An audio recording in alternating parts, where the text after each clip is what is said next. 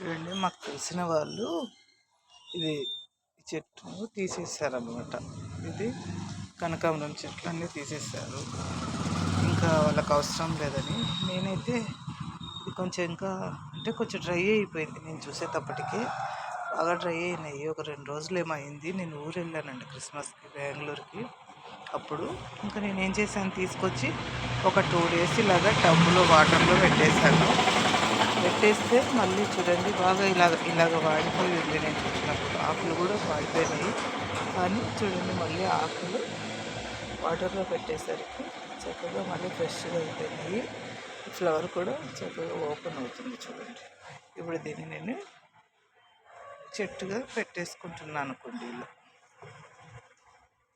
రుద్రాక్ష పూలు అంటారు. ఇదిగోండి, ఇవన్నీ చిన్న చిగురాకులు ఉండి స్టార్టింగ్ ఫ్లవర్స్ అన్నీ బాగా బ్రైట్గా అయిపోయినాయి.